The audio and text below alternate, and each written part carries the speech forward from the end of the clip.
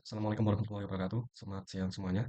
Perkenalkan, nama saya Norman Wijaya, biasa dipanggil Norman, dengan NIM 245355102, SV24150. Dan pada kesempatan ini saya akan mempresentasikan proyek saya yang berjudul Peta Flores Timur atau Peta Interaktif dari bagian Kabupaten Flores Timur. Jadi peta ini saya bangun menggunakan kombinasi Reflect.js untuk pemetaan spasial.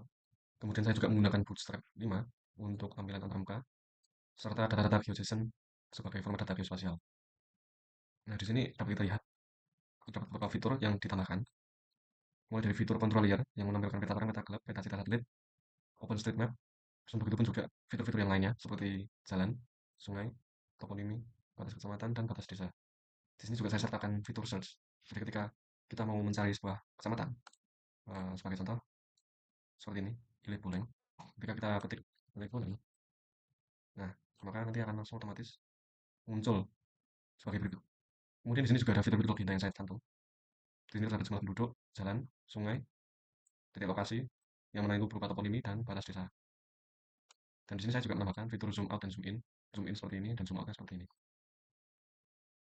Nah, di dalam fitur ini juga terdapat fitur tentang, yang mana di sini menjelaskan terkait tentang peta ini. Ya, jadi peta ini menampilkan data geografis wilayah Kabupaten Flores Timur menggunakan BCS dan Bootstrap dengan nama pembuatnya. Oke, jadi tentunya peta ini tidak saya buat secara menyeluruh, yang mana di sini juga dibantu dan diasistenkan oleh dukungan AI, yaitu selama proses pengembangan saya juga memanfaatkan Gemini Code Assist atau Gemini ya di sebelah sini. Sehingga dari Gemini ini AI yang dapat membantu menulis, melengkapi, dan memeriksa kode secara efisien.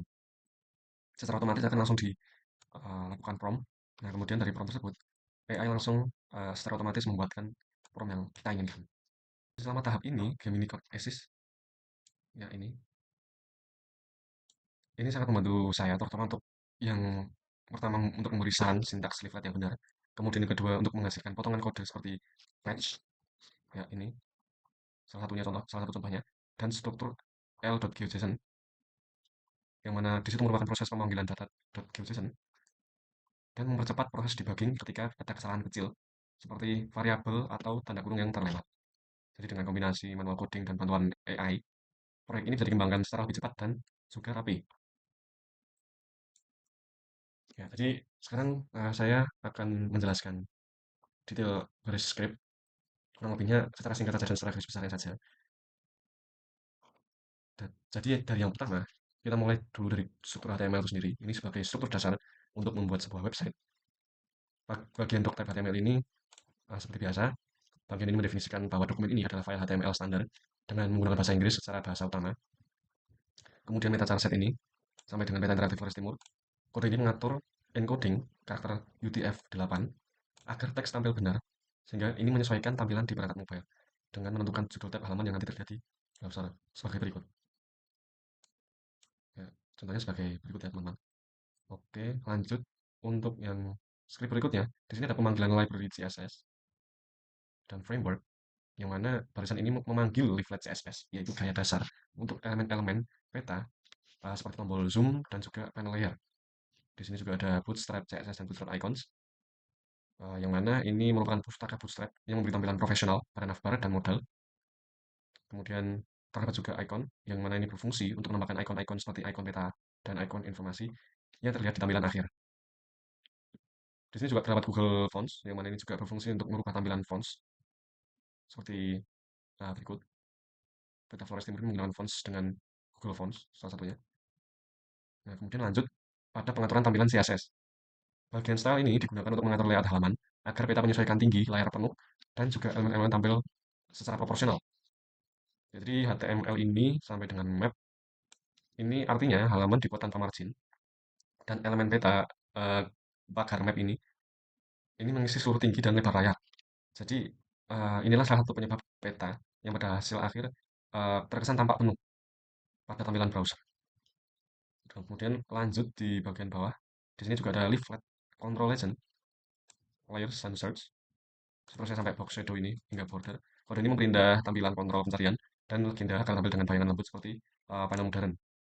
Ya, seperti ini contohnya. Oke. Jadi selebihnya ini untuk menampilkan bayangan lembut ya pada panel modern. Nah, kemudian lanjut.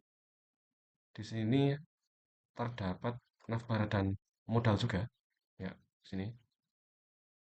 Bagian ini menampilkan judul kita di bagian atas halaman menggunakan elemen navbar bootstrap. Jadi di sini juga ada kelas FW Bold yang memberikan efek tebal, sedangkan icon peta berasal dari bootstrap icons. Ya, lalu terdapat dua modal. Modal pertama adalah info modal, menampil, yang menampilkan detail eh, saat layer diklik pada peta. Di sini merupakan info modalnya. Kemudian modal kedua adalah about modal, yang mana ini menampilkan informasi tentang proyek dan identitas pembuat. Dua ini. Kemudian lanjut pada inisialisasi peta dengan leaflet. Nah, di sini teman-teman. Jadi kode ini berguna untuk membuat objek peta baru yang ditempatkan di elemen div ID map.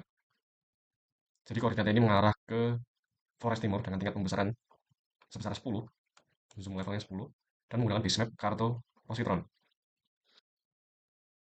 Ya, jadi saat hasilnya dibuka, halaman dibuka, kita langsung fokus pada wilayah Forest Timur. Oke, lanjut. Nah, kita di sini ada layer batas kecamatan. Jadi function getColor ini fungsinya untuk mengatur warna poligon berdasarkan jumlah penduduk sepanjang ini. Jadi misalnya warna hijau muda menandakan penduduk sedikit, terus kemudian yang hijau tua menandakan penduduk banyak atau padat.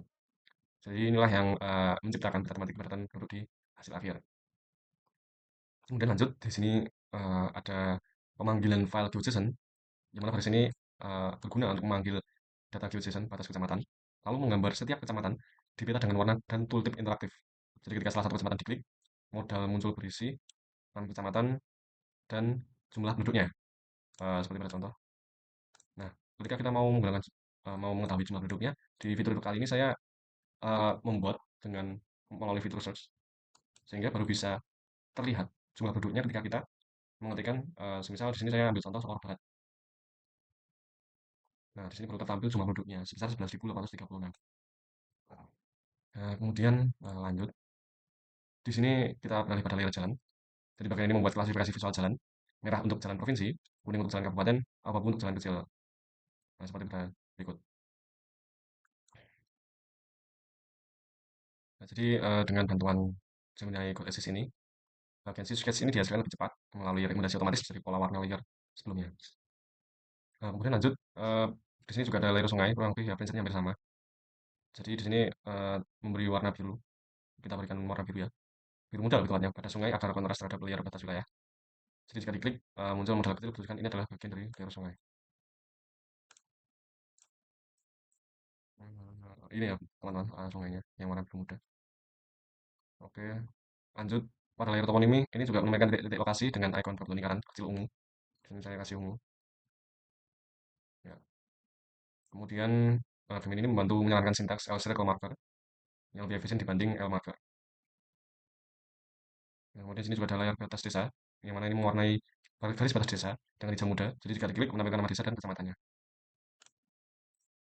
Ya. Jadi hasilnya ini bisa mengenali pembagian wilayah administratif secara lebih detail. Nah, kemudian di sini juga saya menambahkan layer control, customization control ini juga. Ini ditambahkannya penuh kontrol di kanan atas peta. Ya, di sini. Kemudian pada kontrol zoom saya tempatkan di sudut kanan atas, menjaga konsistensi tampilan dengan elemen lainnya. Yang terakhir dibuat legend kontrol khusus, yang mana disinilah agenda warna dan simbol-simbol peta ditampilkan seperti gradasi penduduk, warna jalan, kemudian sungai, titik toponimi, dan batas desa.